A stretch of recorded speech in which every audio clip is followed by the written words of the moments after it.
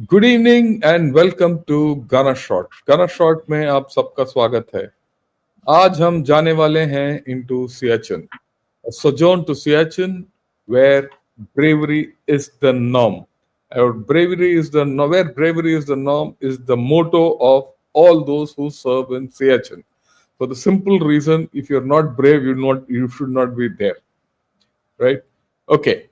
To discuss all this with me, I have with me a very, very, very handsome and young Lieutenant General. You can see him on the Siachen Glacier, and he's sitting with us across on our screen. Yeah, good evening, Pandey. Welcome, and it's a pleasure to speak to you on Siachen. You've been there, you had a lot of tenures there, and I'm looking forward to a informed discussion on Siachen with you. Welcome to Ghana Short once again. Thank you so much, sir. Yeah. First and foremost, before we get on to anything else, and we're going to talk to you something, we'll give an idea of what Siachen is all about and everything. And I'll let General Pandey take on from here. This is the map of Siachen. I hope you can see it clearly. And I wouldn't say it's map of Siachen. This is the map of the Jammu and Kashmir, which and where Siachen is. We get an overview and then we'll get on to the Siachen Glacier. All yours, General Pandey. Yeah, so, sir, what I'll do is, firstly, thank you for having me over. If you And could speak a little louder, I'll be grateful. Or I, get closer to the mic. okay, sir. Is it okay? Yeah.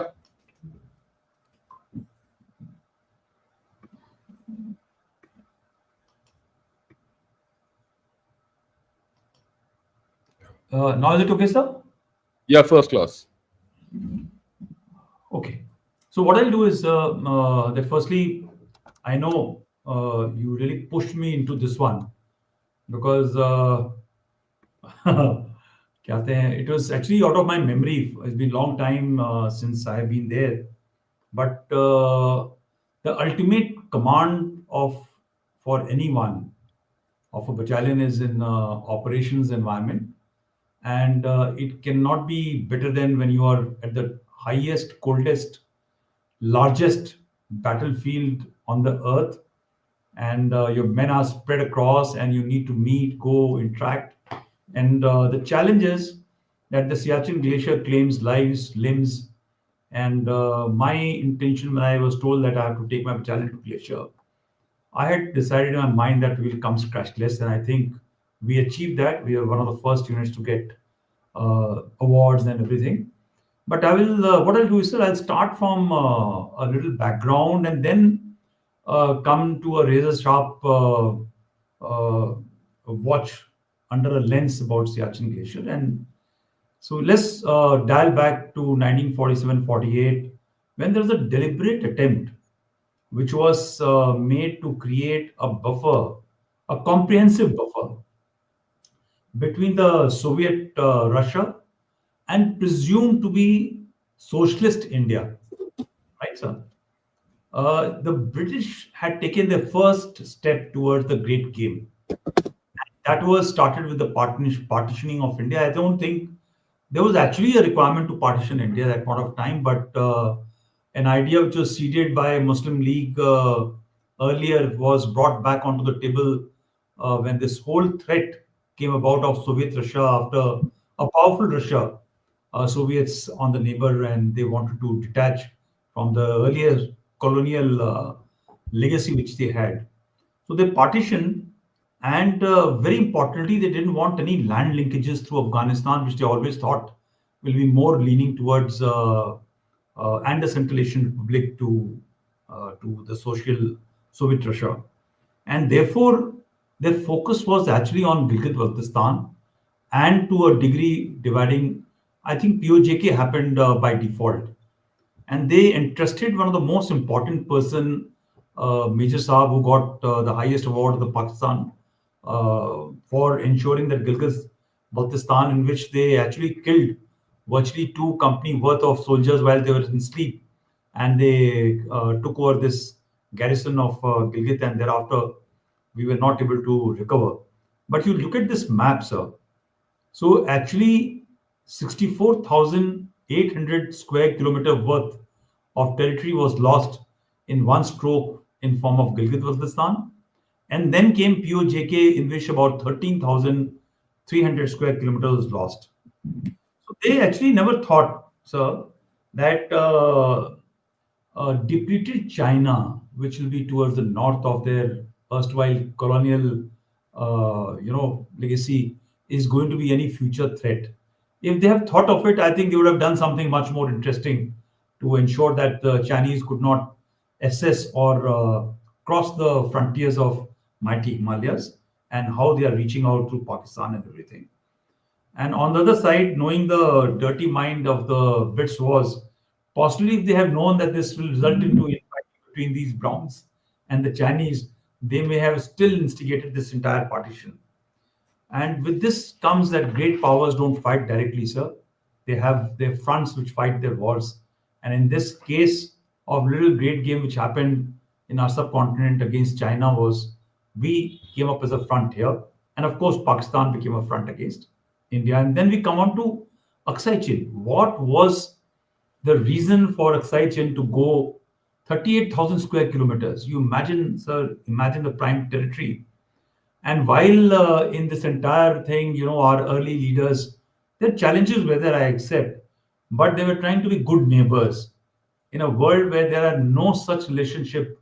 If you see the history, two nations, why two nations? Two neighbors in a colony can't be good neighbors because there will always be some challenges. Well, the China, which was actually rampantly poor country when they came about after 1949, they had different long-term strategic plan. And unknown to us, they made a military road through the Aksai Chin to connect Tibet and Xinjiang somewhere in 1950s. And as we had never sent any troops, nor we had any intelligence, we are not sending anybody into those regions which we thought was ours actually. Somebody else is bound to occupy without telling you, and which they did. And it came as a fait accompli to us somewhere in about 1956-57 when we learnt of a road being built or having been constructed between. So you imagine the strategic surprise our country's leadership had. And as there was not much of a role of military to play at that point of time, the implication of this road in Aksai Chin was actually lost and buried. Well, then happened 1962, wherein Aksai Chin was actually totally occupied and taken over, wherein an ill-prepared military was pitched against a well-prepared military force of the Chinese, where we landed up to in the strategic trap of Panchil and so-called Hindi Chini Bye Bye trap, sir. A lot of people, sir, I have chat at various levels. They always feel what is there so great in Aksai Chin. So what is great in so much of our neighborhood, in our colony or in a house which is a room which is unused? You don't allow your neighbor to walk in and occupy that place. But Aksai Chin, by the way, sir, was given an information. The Chinese got an information through the Russians that they are likely to be rare earth material as well. So while the strategic construct of the road was very important for them, but this future ramification of the rare earth material, which can be mined eventually, also was possibly playing in their mind, and they wanted to take over this territory, which they did. And then comes Shaksgam Valley, just about 5,180 kilometers. It looks very smaller number when you compare to 64,000 of Gilgit-Baltistan, but it was a very, very important piece of a strip of land. And what was it, sir? How it went to them? It was actually a strategic maneuver by Pakistan somewhere in 1962 when they saw Indians being bitten black and blue after this fiasco of 62. And Bhutto, who was a foreign minister, all of 34 years, not very senior in age, and India from this thing, possibly for not only spiting us, but also to ensure the language which they have used to promote good neighborly relations and safeguard peace in Asia and world. They have ceded this territory to China. And there's no world, there was no Asia, And naturally, there were no physical linkages between Pakistan and China at that point of time through Shashkam Valley, where this could be a matter of construct. But of course, the reason was that they could not manage this, which was across the Trans Karakoram, and therefore their control on Shashkam Valley was very zero. And of course, their interest at that point of time also was not much. Again, a very uh, just a uh, just a thought. That point of time, Pakistan was well into the Western pockets. They were part of CETO agreement. They were part of Baghdad Pact. So at that point of time, to come across to a communist country and do this good neighborly action was also reeking of some degree of, spiting your neighbor and spiting your enemy. I think that is one of the major regions which they took. But what was important that while they don't claim and they have not told as much to their own country, it was again part of greater. You may say Siachen was not part of POJK, POGB, Gilgit-Baltistan, but this Safsham Valley was very clearly part of the greater Gilgit-Baltistan territory, which was erstwhile with them. So it was called Hunza Gilgit region of POK, Trans Karakoram. And then then it sits right across K2. Now, this is the place where the latest input has started coming in. That from G219, that is the highway which goes through Aksai Chin connecting Tibet and Xinjiang, is a very, very important this thing. This road comes into Shafsham. And if you see the map now, it clearly shows that the Siachen Glacier, which sits right in the center, is actually now surrounded very, very preemptively by the Chinese from one side very clearly, and from the Pakistanis onto other side. It's a wedge, and that becomes a very, very important strategic relevance of this important piece of territory, which is inhospitable, where no men should ever live and can live in this area.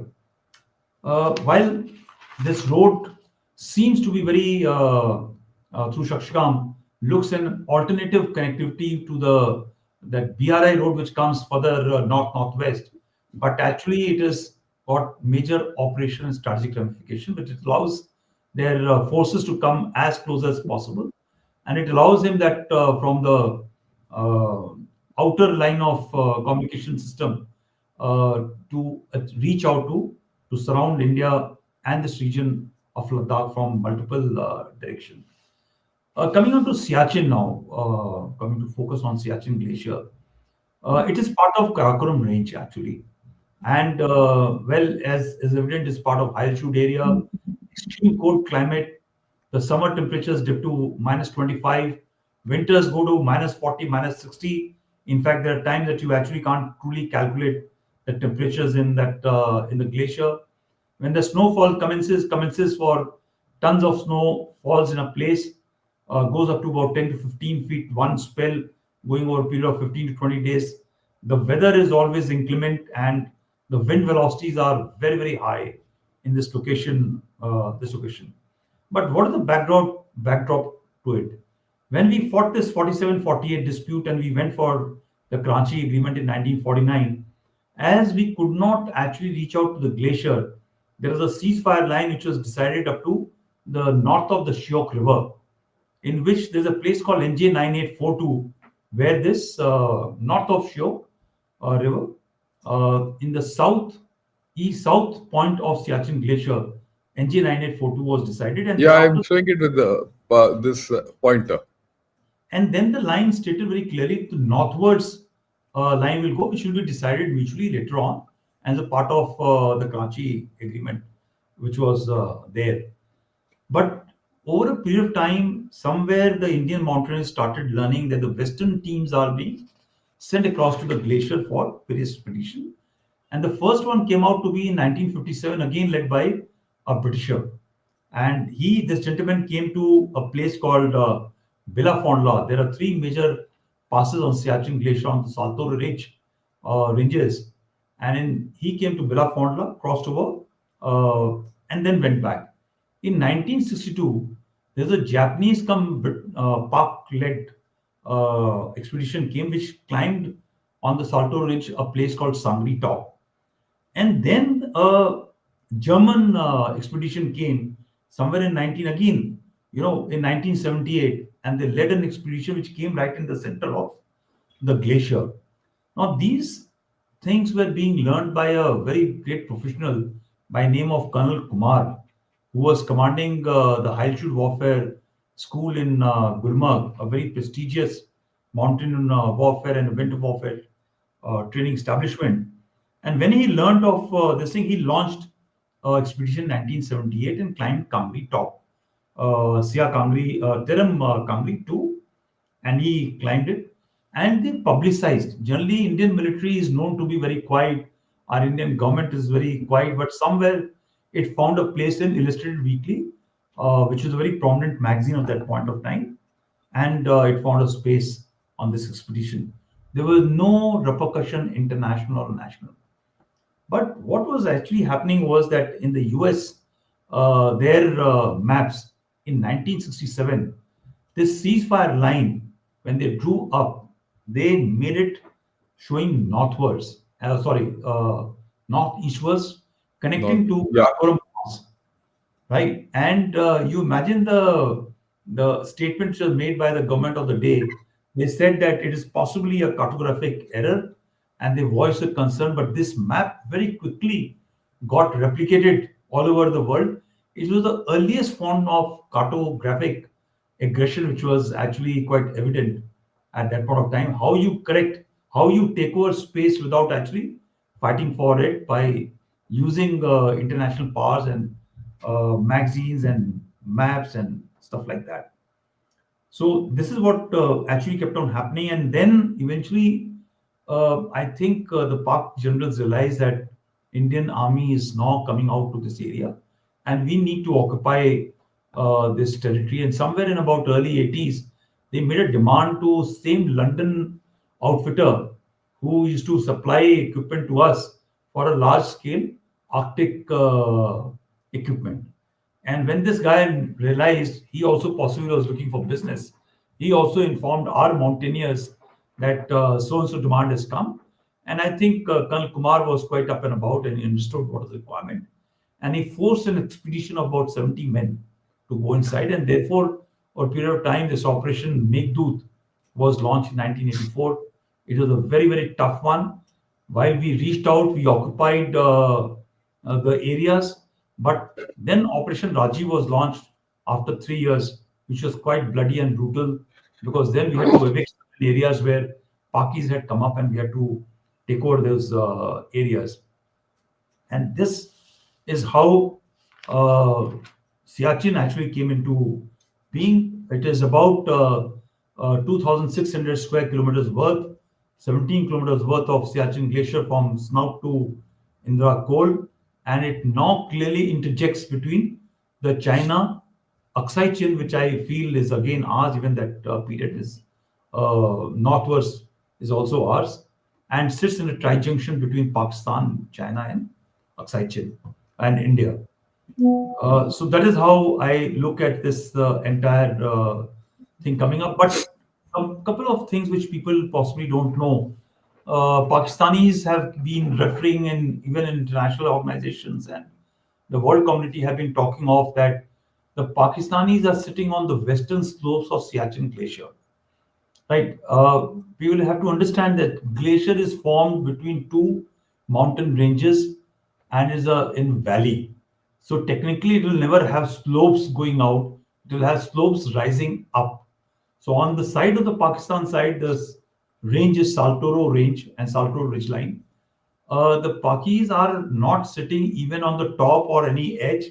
They are sitting far below towards their side of the slopes. Not even a pip squeak they can have onto the glacier from any of the places. So they are in fact downwards of the even of the passes from where they can actually put in a periscope and try and see into the glacier. They got no visibility onto the glacier. That is one part I just want to say. The process of so number of people have gone about saying that why do we need to occupy Siachen Glacier.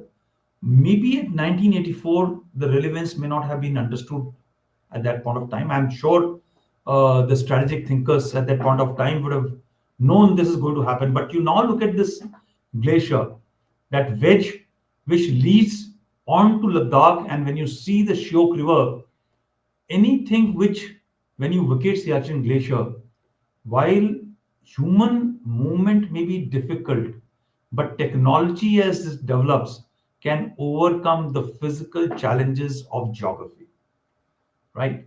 The terrain challenges of what the geography or the glacier provides, and therefore this becomes a point wherein our forces can be turned, our defenses can be turned to fight a war or a conflict along the slopes, which is going to be coming down the slope, which is going to be extremely difficult. And therefore, this wedge is extremely important. It also has future, this saying about water issues, and there are so many things which are related to this territory. So, I am also I'm of the firm opinion that till the time adequate trust is not built up in terms of strategic behavior and a civilizational thinking which changes both in the nature of Pakistan and China, possibly for us to vacate glacier is something for a person who sits in a coffee house in CCD cafe or cafe coffee day and thinks about strategy formulation and application of military force. It'll be a novelty to this thing, because any post, any terrain change require human cost, which will be humongous to take over the territory in this area. Incidentally, it is also called Siachen, means in Balti language means Sia. Sia means Sure. rose, and Chen is a place where roses grow. It grows into the slopes of the which are surrounding the glacier, but I can assure you that place is no bed of roses to live and survive. Indian Army, the ceasefire came into being in 2003. Till that time, the Indian Army was fighting the elements of the glacier and also the enemy.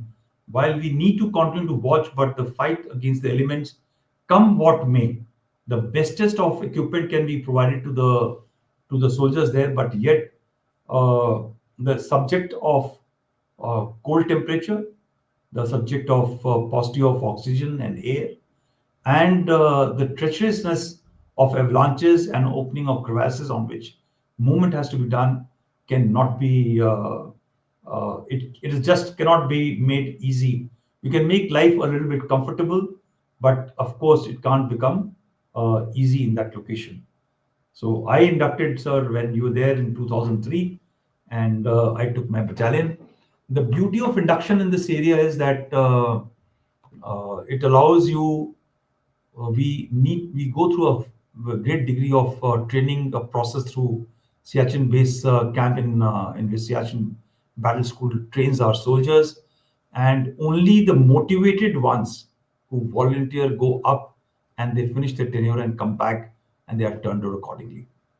I've said my piece, sir. I'll take question answers or anything which you have to say. Yeah, what I thought is, you explained everything. For the sake of our viewers, I'll just explain this map which I've been showing for a long time. I'll start from here. See, this is the map he was talking of. This is Ladakh. The point 9 NJ9842 is here. The Pakistanis consider the line to be like this. This is KK Pass, and we consider it to be like this because this is along the glacier, and this is the glacier in between, right? So, and this is the Shaksgams track which we have ceded to them, or rather, Pakistan has ceded to them. Okay, now just look at this map. You understand, because after I explain the map, I'll get back to General Pandey to explain the relevance of this even further. Okay, this is the Great Karakoram Range, which I'm showing, along this. This is the Great Karakoram Range. And from here, there is a range, there's a range other side called the Agil Range. Now, somewhere here, some kind of a, knot out here of mountains. And from there, takes off another range called the Kunlun Range. Right. That's the major ranges in this area. And From a place called Indra, another range comes south, which is called the Saltoro range. These are the four main ranges in this area.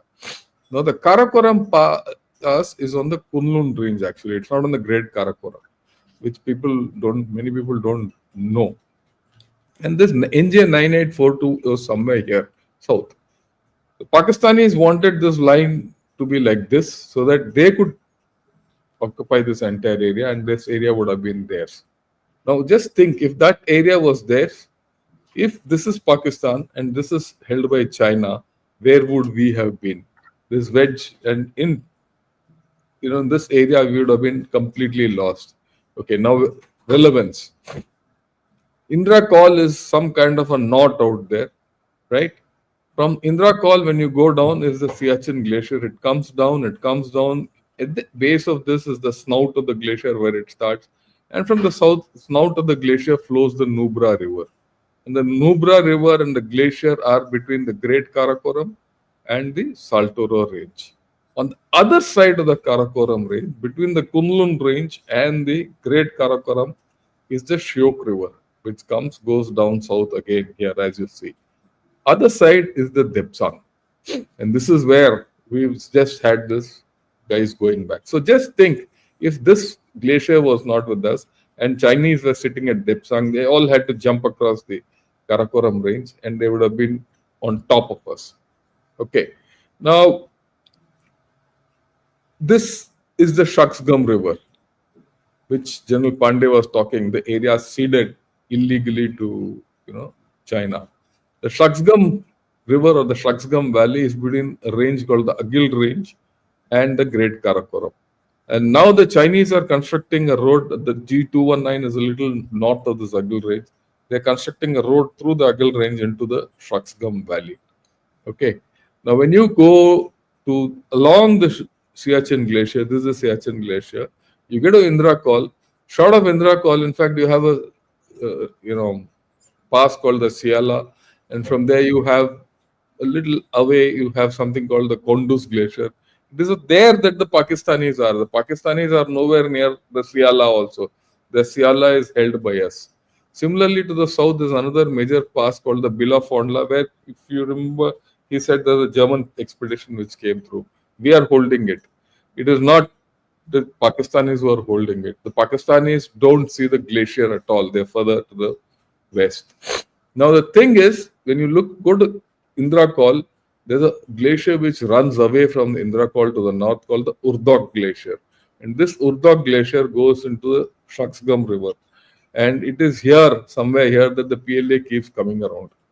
Right now, just to give you an idea, see, this is the layout. You see Indian Army in the center, Pakistan Army to the west, PLA to the north, PLA to the northeast. This is the Yarkand River, KK Pass. This is the area of Xinjiang, basically Kashgar, Hotan Kashgar area.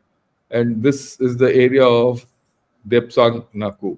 And here you have Indian Army sitting in the center, holding all the heights out here. That's the important thing. We hold the heights. And in mountains, anyone who holds the heights is the king, right? And if this area was lost, we would never have ever could have ever recovered in our lifetime and next lifetime and next lifetime. It would have been a permanent loss. Now, if you go to Siachen Glacier, on the south is the glacier. This is where is the Indra Call, basically, right? You see, this is the Indra Call.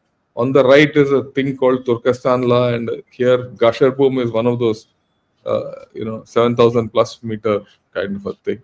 Indra Call itself has got two, it has got Indra Call West and Indra Call East. And on top is the Indra Saddle or the India Saddle. And from there, you go see south. This is the Urdog Glacier. And this Urdog Glacier goes to Shaksgam Valley. And this is Shaksgam Valley, which is absolutely flat. And, you can keep going. It's a huge area. And this is part of the area which has been ceded to Pakistan. And the importance of this valley to Pakistan, not Pakistan, say to China, ceded to China. The importance of this valley for China is that it gets pure water out here for the semiconductors. and they are planning something here. And that is why you see increased activity in the Shaksgam Valley. And I suppose they're trying to find ways to come into the Shaksgam Valley. Okay. Now, here, General Pandey, I want to ask you one question, which many people keep asking.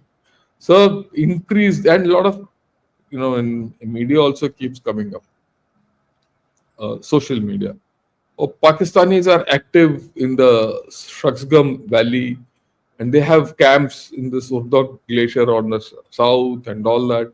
Is there a feasibility of their coming up to Indra Call and attacking us? So this is a question which a lot of people throw red herrings. Do you think it'll ever happen? Yeah. So, okay, I will. So, before I answer this question, sir, I just want to tell a couple Yeah, of things. highlight a few things. Yeah, So, one is that this Argil Pass, this range, people have to yeah, understand that this used to be the border in 1947 with Xinjiang, right? yeah, Xinjiang was not technically is not Chinese. It's an independent. It's a different story altogether. So it is an occupied territory by this thing, but diplomatically one can't say much about it. But people have to go through the history to understand how yeah. It's part China. of East Turkestan. The Yeah. Xinjiang is part of East Turkestan. So how it is, they've expanded towards the west and occupied territories like Tibet and Xinjiang, and we are willing to cede because it is inhospitable to cede territory at times. There are a lot of people who talk such stuff. The second is that historically, when you carry out marking of borders, so the marking of borders is done by along the ranges, along the watershed. So even if the border was to be marked, you will not draw a line which will run across a glacier where you can't identify. Generally, the borders are made along the watershed so that the ridge lines are there on either side of the slopes or with one or two different countries. But in this case, when even the Americans had marked it, somebody should have thought of it that when you're drawing this silly line right till Karakoram Pass, how are you justifying this jump? So the line will generally go to a knot or to a ridge line or a top of a mountain and something like this. And the third is that perception, this answer which about this attacking this thing, it is difficult to attack currently because when you stand at Indra Cole, the drop is the steep drop is huge because that is where actually the entire the glacier starts hanging on the other side, but the wind direction is such that most of the snow rises up and makes some sort of a cornice and lands up onto our side. So actually, when you go towards Indra Cole or to the saddle Yeah, and you try to stand on the other side, if there is too much of weight, that entire thing will cave in and go inside. The ice is going to fall. So cornices are on that side. It is not easy to carry out a major military offensive, right? But yes, if you vacate an area and it is occupied, something what they did in Kargil actually, then to evict becomes it difficult. will So be difficult. yeah, you just put some couple of guys with this thing, and now the social media, the legacy media, and the naysayers will start saying, "What was Indian Army doing? वहाँ पे आपने 5 आदमी रखे, and you sustain it with chopper, and thereafter you will see that we are going for a war." Unnecessary. So it's better to be safe and not be sorry tomorrow. While attack may not happen, a large-scale offensive may not happen, but if you vacate the territory, it will be occupied, right? The second Yeah, is that if you occupy, do they have to hold Siachen Glacier when they occupy? The problem is, unfortunately for us, we need to hold. But in their case, in either of the cases, they don't have to hold. Because then when you cut across, then you are actually holding on to the spurs which will be cutting across onto Siachen Glacier, and they'll ensure that your movement is not taking place. And that is why it becomes a compulsion on us to continue to hold this. yeah. I think so. That's all very well explained. Now, I mean, do you think? I mean, in hindsight, don't you think that holding on to this has given us a great strategic advantage in this area to control this area Yeah, so and actually, sir, keep Pakistan and China away from each other? So somewhere our nicety of actions, maybe we should have taken a call that we would have gone to the Nubra Valley and or we could have gone into the valley on the cross and entered and then occupied. So we didn't have to hold uh, uh, what you call Siachen Glacier. That would have been much more prudent. Better. But going by our thinking of our country, of remaining so much of a defensive and not taking a proactive action, they did what was legitimate in the at that point of time, or even any point of thinking of our the DNA with which our country has gone about. And Yeah. therefore, I'm quite sure, sir, that the military leadership that time was very, very savvy about it. And they took a very preemptive action, timely action. And thanks to Colonel Narendra that he risked his life.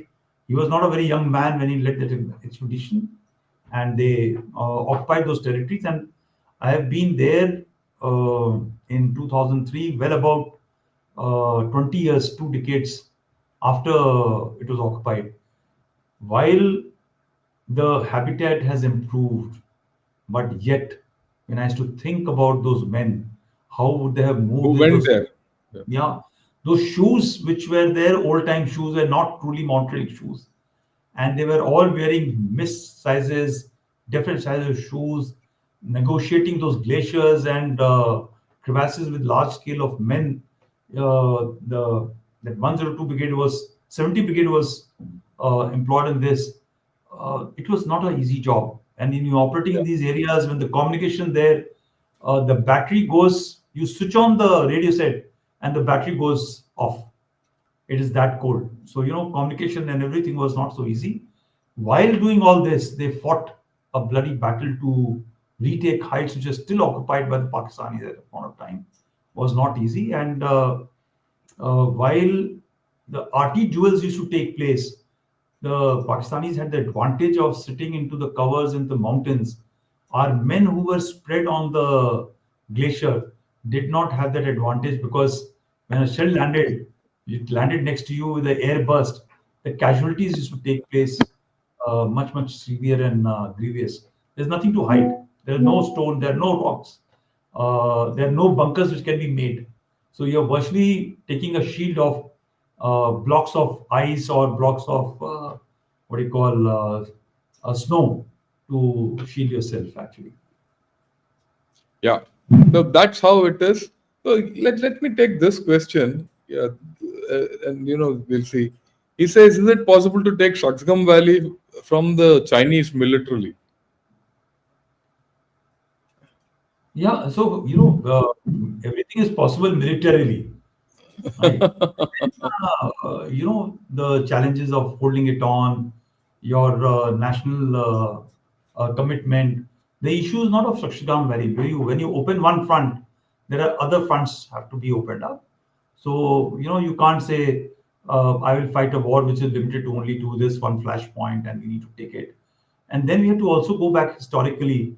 So there are whole legal and issues which come out. Military can always launch an operation and take any place which is required to be taken with concentration of force using technology, using a variety of things. But eventually sustenance. And when you open up the rest of the sector, what happens? The question is Yeah, really. that's the whole thing. That's a very important point which is made. How do you, I mean, you can get there. How do you sustain yourself there across the Indra Call? Because to go to Shaksgam Valley, there's no other way except going across Indra Call. It's a, logistic sustenance will be a huge problem. And the second thing is something happens there. What about the escalation? There'll be escalation all around. Are you prepared for that kind of escalation? And there are ramifications of this escalation. And most importantly, I keep telling everyone, it's easy to get into a war, but getting out of it is difficult. You don't have unless you have a clear exit strategy, it's not easy. And So that's actually, what you see. Mr. Putin is also struggling with that exit strategy.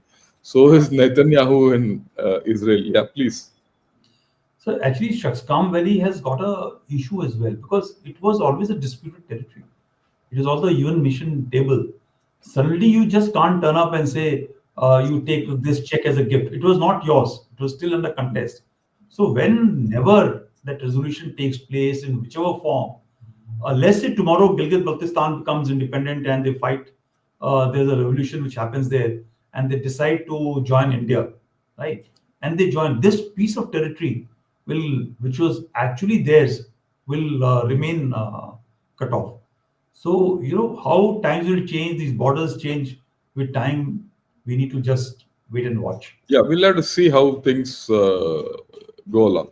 Okay. Anyway, now that we have understood the Siachen Glacier, the strategic aspects of it, and the operational aspects of it, tell us something about your personal experiences out there and what all you did and what you didn't do.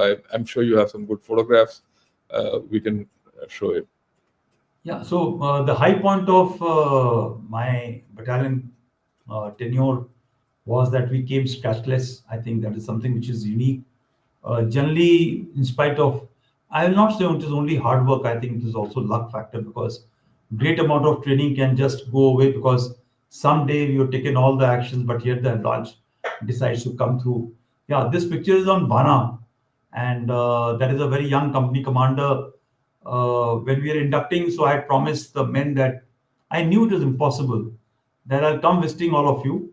So while I had visited all the posts, but Bana was something which I was unable to visit because there's no helipad. The nearest helipad had there's a cliff, kind of a ice wall, which is about 1500 feet odd wall, which and this requires the third and fourth stage acclimatization actually. And if you get stuck at my age, I was a 4 decade old, 40-year-old, and all these young men were 25 to 30. So for me to have stayed there would have been not very nice. And therefore, from I had to move from my battalion headquarters, and I climbed. This young man gave me a call that, sir, sab to ho gaya, bana rehta hai aapka. So in Siklite troops they challenge you all the time, and I took the challenge and I went and met and had a food there. It was very emotional because it is a very tough post, and Bana is used to be called CAD post by the Pakistanis, and Bana got his Bravery Chakra when this operation was launched to take over to capture this. So when I went through this whole process and I had watched it very closely, I could well imagine that the sacrifices that Jackalite troops had made while undergoing heavy fire and shelling and directed fire onto them, but yet they negotiated that cliff and captured this post from the Pakistanis. It is a marvel, uh, grit, but it came at great cost. And therefore, this is that picture which very close to me, sitting at the top of the world. And every time in my service, "Sab tum bahut upar jayega," they always meant for me ये that, this is the one. इतना yeah, ऊपर चला गया बहुत है. they kept on sending me on posting. This was my fifth altitude, fifth mountain posting in 20 years. You can well imagine.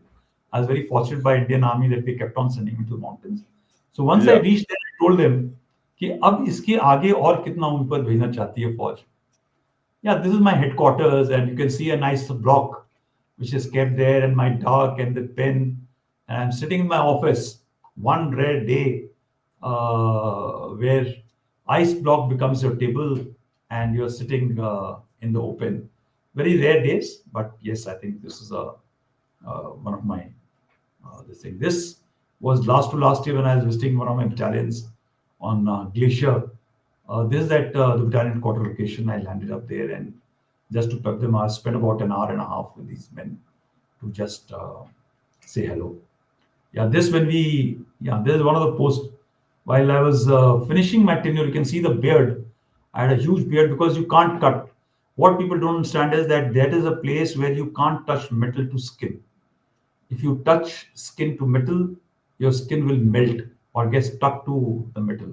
That's the challenge. You can't cook food because to boil, let's say, egg or potato or rice, it takes about 10 times the time at on the glacier, because the atmospheric pressure is like that, Not there.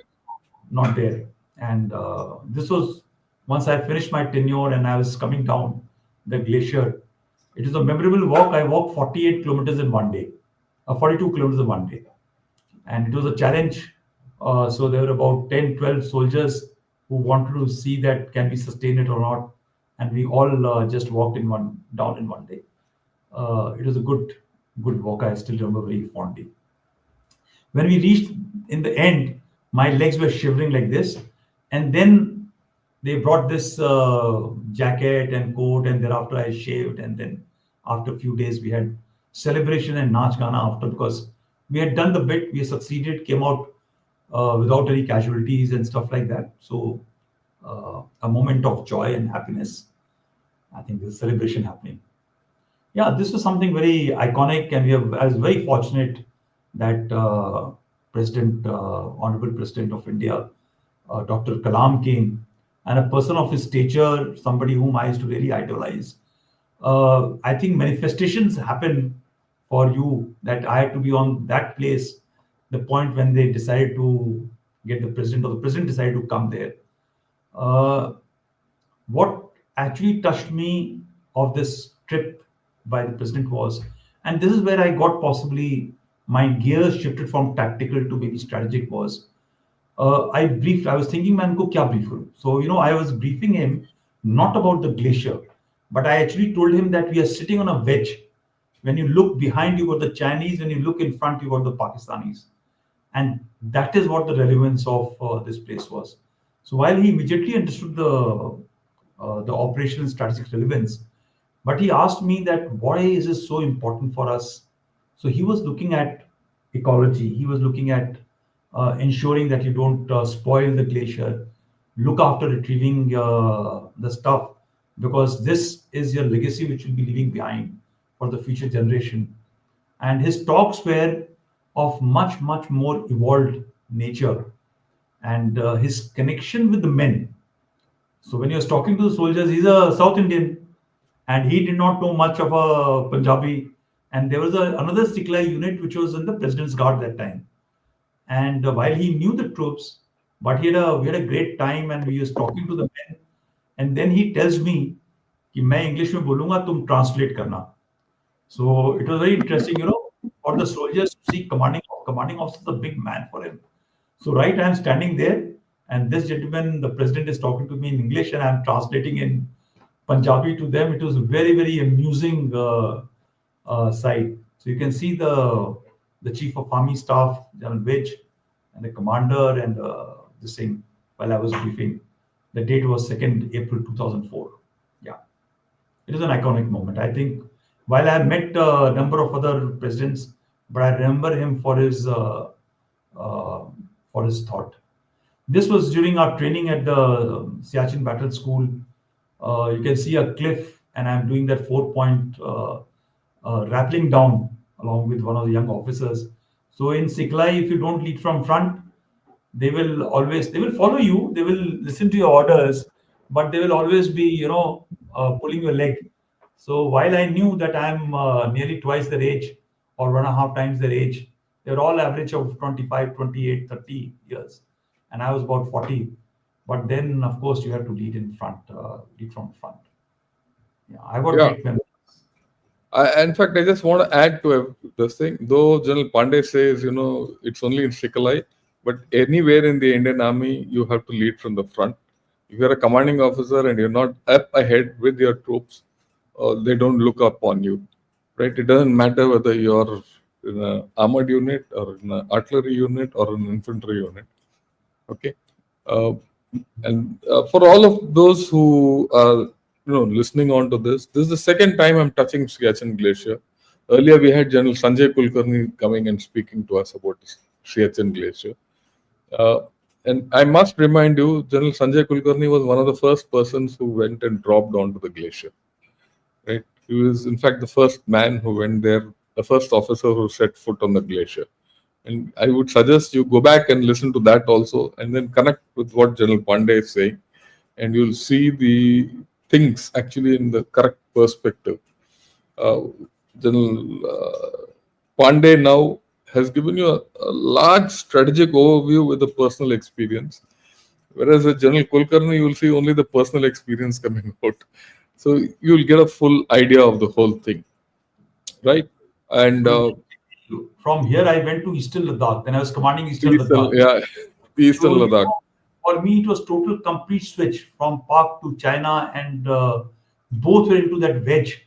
And I was possibly able to really comprehend, even at that young age, the strategic dynamic of this place. But let me give a quick snapshot of one very instant. On my third day or fourth day on the glacier when we had taken over the charge, at Siala, a crevasse opened up, and there's a party which was going, and one of the soldiers went inside the crevasse, and fortunately he was the number third, and there were two chaps on this side and one chap on the other side, and the drills were so taped up that they immediately sank their ice axe and they dropped to the ground. And the slid which happens, because when the soldier drops, he drops like a jerk, and the entire ropes rappels in very quickly and they go down. So while they stuck on this, the next QRT came and this chap was retrieved. But while he was being retrieved, because of snowfall, his mouth was in the snow somehow, and he had lost all the pulse.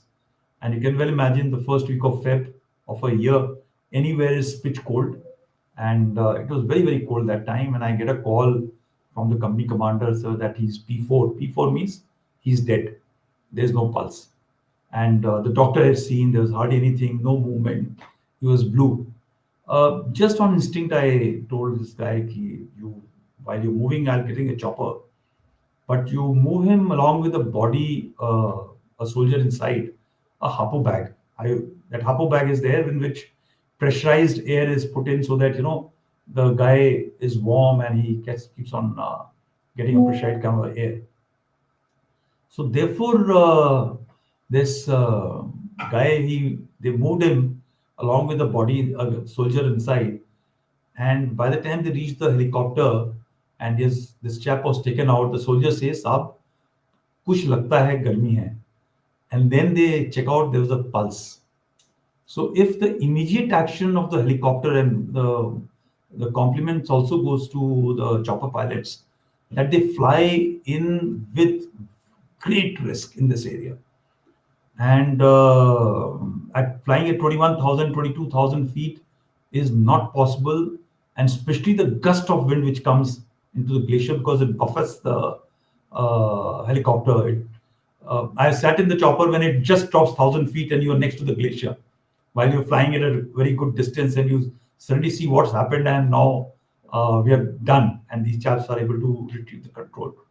And by the time this boy came down, we used to call him, his fun name was Master. They put in the mask on his face, and as the gradient stopped coming down, and they landed at about 13,000 feet from 20,000.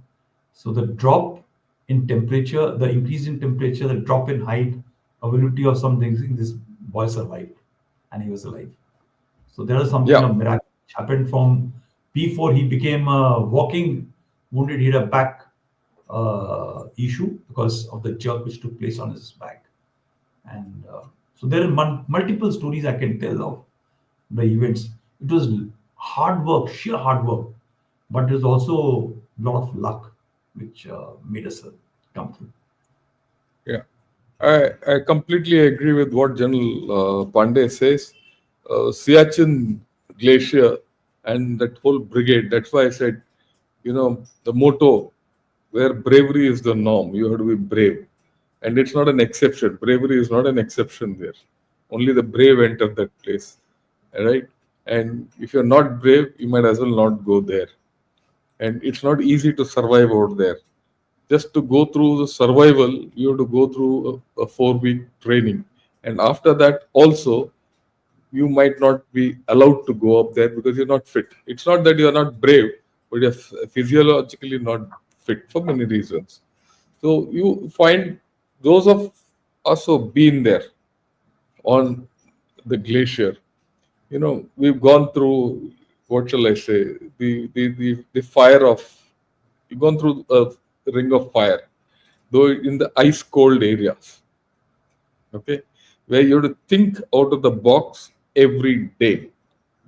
then I'm sure he will, if you give him a chance, he'll recount the whole evening about all the times he thought out of the box just to survive. Yeah. And so can I. So, but we'll not get into that. We'll take some questions if you don't mind, right? Uh, I will not get into many other questions, but a few interesting questions are there which I'd like you to answer. Question for both. I'm sure you must have been in very tough situations and pickles in the 35, 40 years in uniform. Must have even wanted to give up at some point. How did you fight that? Yeah, yours, Devendra, and after that I'll take. Yeah, so there are two challenges. One is the challenge of terrain. You know, you can beat the enemy, but to beat the weather and terrain is something very difficult because that puts you on spot. And there are times that it gets you to the brink of actually giving up. But the good part is that our training system takes you through a process to actually test your ultimate and then come back from there. One is that. And second is when you are leading men, more of the time you're not actually looking to survive yourself. You're trying to actually, tomorrow this guy should not turn back and say that you failed me or you possibly backed up. So number of times you're actually pushing yourself to continue to prove in your men's eyes that you're worth leading the possibly the best force in the world.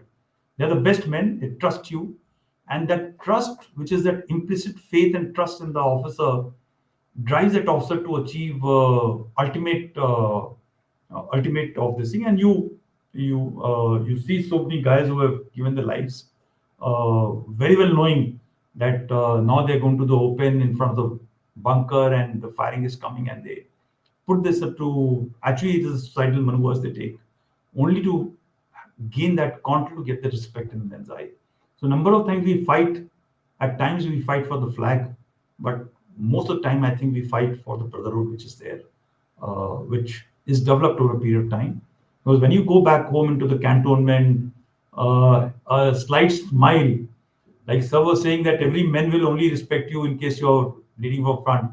In our case, our boys tell you, "Oh, Saab ji, ki ho gaya?" You know, they will remind you. There'll be jokes. There'll be acts.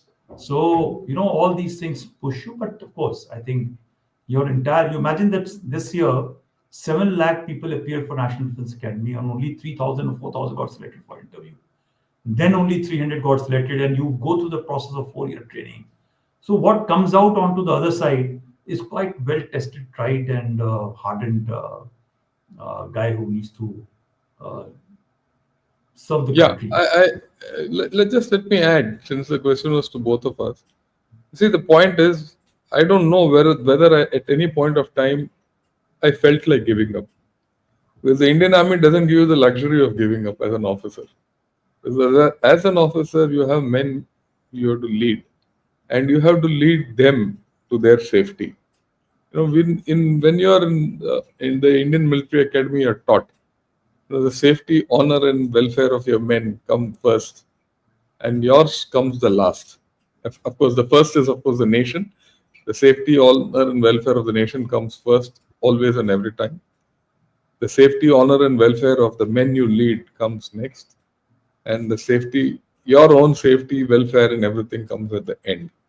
So when you are in that kind of a position, there's no time to think, should I give up? If you give up, you're not giving up for yourself. Then you're giving up for your men whom you lead. And if you don't get them out of that, then that dabba remains on you throughout your life. One. And if you are a dabba, let me tell you, the Indian Army is very clear. They don't make a general out of you. That I'm very clear. And everyone must understand this. You know, when you look at a general next time, you must understand.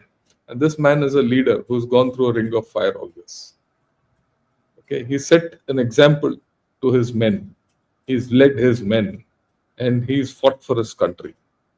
And it is only then, after 30, 40 years, you have made a general. It's not easy. Okay, and I'm in fact grateful to General Pandey to come out and give his personal examples on these issues. Okay. Uh, Okay, okay, here let's look at it. So, Pakistan's 99 plan hinged on the belief it would be impossible to lodge Pakis from heights and they'd negotiate for Siachen JNK, assuming Op Vijay wouldn't have worked. What were alternatives? Oh, he's looking at the fact that assuming that uh, they retained Kargil heights, could we have could we have sustained Siachen? So, firstly, it's a very good question.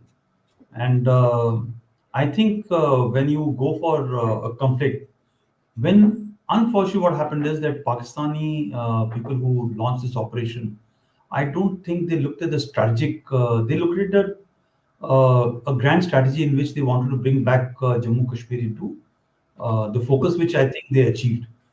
But there was also a very tactical maneuver of the leadership at that point of time to take a revenge of what happened in Siachen Glacier, because Musharraf was an SSG major. Thereafter, he commanded the brigade, and thereafter, he felt very bad when Siachen happened, and he went with a plan on table to Benazir also, which she didn't agree.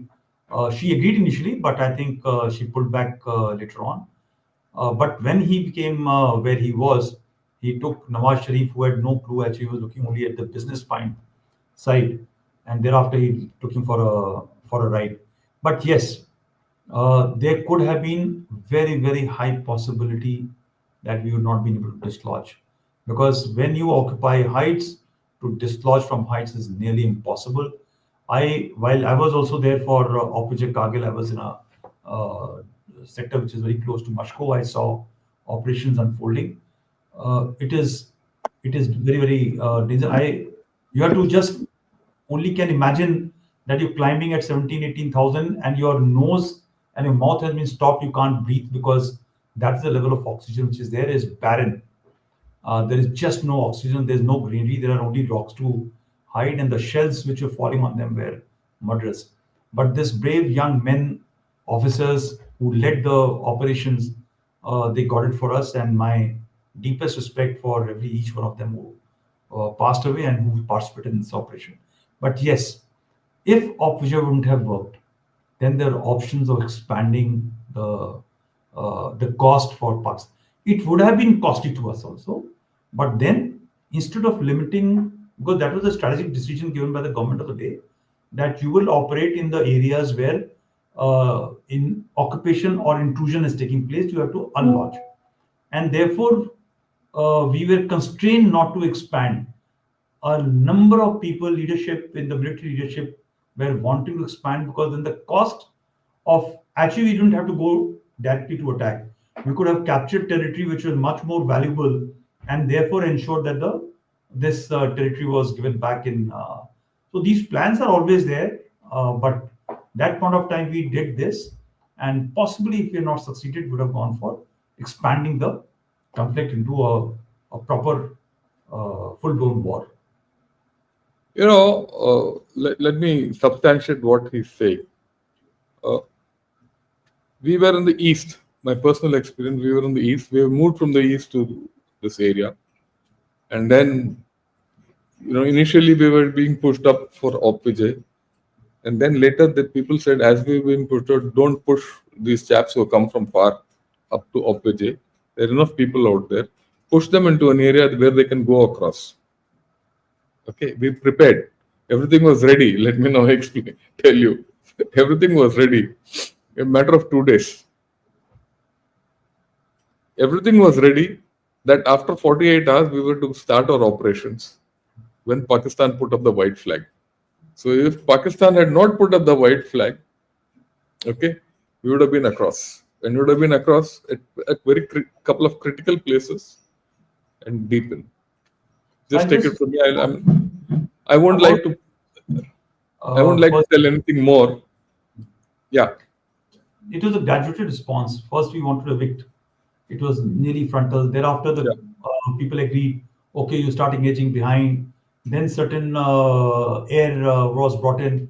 So, you're testing, because actually the clarity also, when people want to have greater more clarity in war, in conflict, intelligence is not so easy to happen. And to Yeah. understand what's there is a whole challenge. So I don't want to talk about that point of time what is happening, but what I remember very clearly, there's an escalation ladder which was being taken on, and the next Yeah. step was this. Even in those areas, we were not going behind. In the area of conflict, also, if we had gone behind, the things would have changed. So Changed. those plans were in place. Elsewhere, the plans were in place, and people were already poised for these actions. Yeah. Yeah, this is an interesting thing. Shouldn't Army and Bollywood collaborate on a quality film production on Siachen's capture? It will boost awareness on brilliance of Siachen operations. I think it's a good thing. We can take it up. I will take it up. Let me see if we can. Must take up because it is not up to us to this thing. Unfortunately, unlike the West, in India, we glamorize dancing by old men around trees, chasing younger, half their age girls. But when it comes to showcase true life bravery, I think somewhere we miss out grossly. But you look at the Americans or the Brits or Russians, even the Chinese, and even the Pakistanis, they make good quality films on the soldiers and what they have done actually. They should. Yeah. The next best thing is there are two questions. We'll take both of them together. Why did the Manmohan Singh government even consider vacating demilitarizing Siachen? They fell for park narratives of both sides will vacate. I remember General Hasnain saying there's only one army on Siachen. And then what was the Siachen? Why was Siachen Glacier projected as avoidable drain on our resources during Pronger's rule? What was the Indian Army role in that decision? So, well, I was too young, but I can only just say a couple of points that I think I've spoken on this channel also and some other channels as well. That somewhere our mentality to we are either too naive to start believing sweet talks, and even after having been stabbed number of times, not after 47, 48, for historically for about 1,000 years, if you see, at every stage, a sweet talk has resulted into a back and stab, a stab in the back. And why them? Why MM? Why blame MM? Singh? You imagine uh, Atal Bihari Vajpayee ji deciding to go across to Lahore for this thing. Well, this entire gamut of Kargil operation was being planned by the leadership, and they were all lined up and they were shaking hands. That's the strategic level of gameplay which happened. The Chinese president comes and meets our prime minister, and there is a talk which is happening just 2 weeks before everybody is talking about it, and suddenly you find that incursion taking place. We have been dealt this raw deal time and again, and somehow when 4 5 years pass after an event, we start thinking कि अब सब कुछ ठीक हो जाएगा. In international affairs, we need to look back at history for lessons. We can never believe or trust neighbors the way we have been dealt a raw deal. That is one. And second is, I'm quite sure that there may have been a pressure on the Indian Army to accept the proposal to come out as to denude forces or come out from Siachen Glacier. But there were also sane voices which possibly put their foot down and said that if you withdraw and something happens, then what will happen to Occupy? I Yeah. guess that is why government did not go ahead. Yeah, I would like to tell everyone, now that this is point has brought out, Dr. Manmohan Singh came to Siachen. I was there that day. He was briefed in the base camp of Siachen by the commander at that point of time, Brigadier Om Prakash.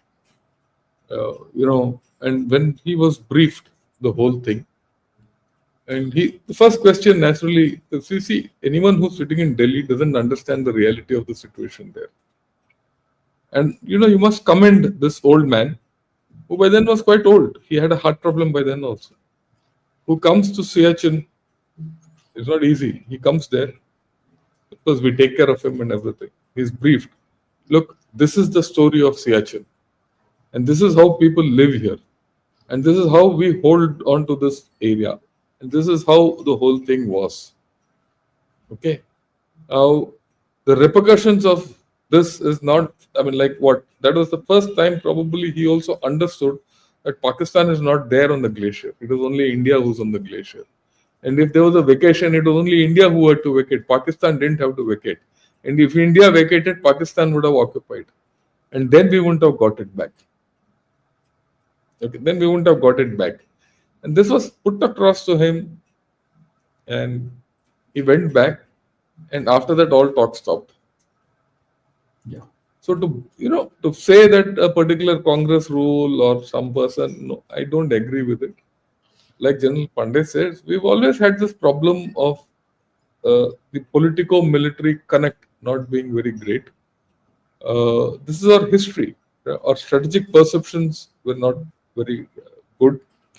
Uh, it's not across. It's not for a particular individual or not for a particular government or not a particular point of time in our history. This has happened throughout. It has happened even in Galwan, if I may say so. There's a disconnect. If there was no disconnect, Galwan wouldn't have happened. I'm very clear on that, on many issues. So these things happen, right? And we shouldn't fall for narratives which are built that Congress rule. Also, we have to, or BJP rule or Congress rule. No, every government of the day does the best for the country. No government of the day does not do best for the country. You also have to understand, like what General Pandey said, at that point of time, Pakistan was quite strong those days, right? It had international support.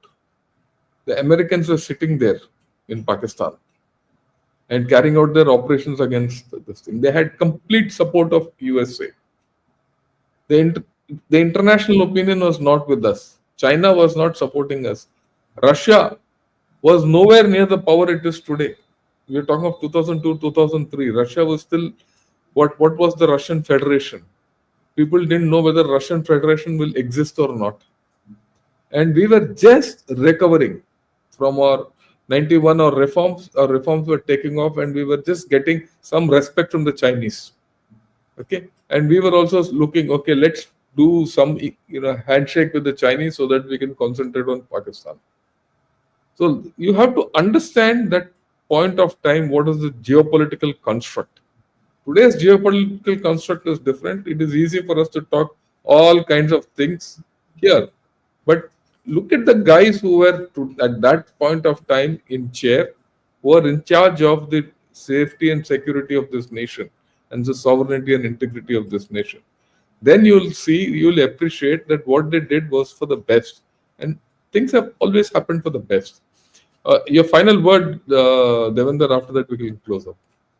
Yeah, so I just want to, it's a very good question he had asked. Actually, I just need to assure from this platform that while at the tactical level, there is a great amount of bravery, courage, and a spirit to fight for the country. But over a period of time, a military leader transforms into a saner. When you take strategic decisions, unlike so many other places, I can assure you the military leadership is not a warmonger. But yes, it wants a strong military to ensure that the war doesn't happen, right? So a lot of time people say that why do you require strong military? It is if you don't want to go to war, you need to have. I used to have a very colloquial thing when I used to teach in war college. So 8 feet का डंडा जमींदार के पास में लठायत के पास में होना चाहिए वरना everybody will come and slap you and go. So you require this well-oiled machine. It may be very expensive. You need to hold on what is required. And frankly, the senior leadership of military I have known for 40 years of my service, they are not warmongers. They are people who are very sane and sensible. They advise right to the government of the day. And somewhere this understanding of political military thing requires some smoothing, which possibly will never happen in our country. Yeah. Thank you, sir. Thanks a lot. Thanks a lot. I would like to thank everyone who's attended, including Ravi Malhotra, who says salute to both of us. Thank you. and Jeet, who says there are many videos in the West with regards to Indian cinema and all of them positive, which says a lot when it comes to India's image. Yeah, and let me also tell you final thing: the image of the Indian army is very high amongst Western, armies. They don't take us lightly, and in fact, they look at us whenever I've gone abroad or interacted, or even in India when I've interacted with the Western armies. They look at us with respect and listen to what we are saying. And I'm sure that would be General Pandey's experience also. His smile on the face also tells me that. So with this, I like. You want to say anything on this? We'll say and then we'll I close. spent 1 year in US doing my master's in defense strategy and studies in the number one in the world university, National Defense University. The amount of respect, actually, the number of times that the closing words were, rather than the Americans and everybody else giving was, and it's not the case only with me. It was a number of people who have gone for the courses because we have seen live operations, and possibly they believe and have faith that when we speak truth and we speak from experience. And yeah, they must read the book so if they want to understand what Yeah. we learn and how our soldiers treat us, soldiering with Yes. passion. Yes. Do read that book, which is a biography on General Pandey, Soldiering with Passion. It's available on Amazon. Right, just go there and uh, put his name and this thing and do a search. You'll get it and buy it. The first print went out. I think the second print is on at this point of time. Right. Thanks a lot, General Pandey. Thanks a lot for all those of you who joined me. If you found this good enough, please circulate it to everyone. You must subscribe to Gunner's Shot if you feel like, and you'll help a whole lot of us increasing the reach and give you real life stories, not chocolate cream soldiery. We believe in doing, and that's where the strength of my channel comes. We believe in telling you what's the correct thing on the ground. With this, thank you, good evening, and Jai Hind to all of you. Thanks a lot. Thank you, sir.